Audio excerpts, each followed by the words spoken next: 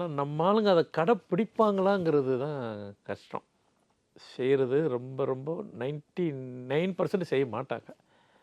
ஏன்னா அதுதான் விதிப்பயன். அவங்கள கொண்டு போய் நிப்பாட்டிரும். ஒருத்தரை சொல்கிறோம், உனக்கு இத்தனை வயசுலேயும் தேவையில்லாத ப்ராப்ளம் வரப்போகுது, ஜாக்கிரதையாக இருக்கணும். அவங்க ருட்டீனாக தான் வாழ்ந்துக்கிட்டு இருப்பாங்க. வரப்போகுதுங்கிறது நம்ம முன்கூட்டியே 10-15 வருஷம் முன்னாடியே சொல்லிட்டோம். இவங்க அதை விட்டுருவாங்க. வந்துருச்சு, ஃபேஸ் பண்ணுறாங்க. நீங்கள் கேட்ட மாதிரி அதுக்கு சொல்யூஷன் ஒன்று கேட்கும்போது அதுக்கு நாம் சொல்லுவோம். அப்போ வரும்போது நீ அதுக்குட்டி இப்படி செஞ்சுருங்க, அதிலேருந்து அவாய்ட் பண்ணிடலான்னு சொல்லுவாங்க. அவங்க செஞ்சுருப்பாங்கன்னு செய்ய மாட்டாங்க. அதுக்கு பேர் தான் விதிப்பயன். அந்த ஏன்னா கடவுளுங்கிறவர் வந்துட்டு வரம் கொடுப்பாரு. இந்த கொடுத்த வரத்தை கடவுளாலே திருப்பி வாபஸ் வாங்கிக்க மாட்டார், திரும்ப எடுத்துக்க மாட்டார். கொடுத்தா கொடுத்தது தான், கொடுத்துட்டு எடுக்க மாட்டார். உங்களுக்கு சினிமா படத்தில் கூட உங்களுக்கு அதை தான் காட்டுவாங்க.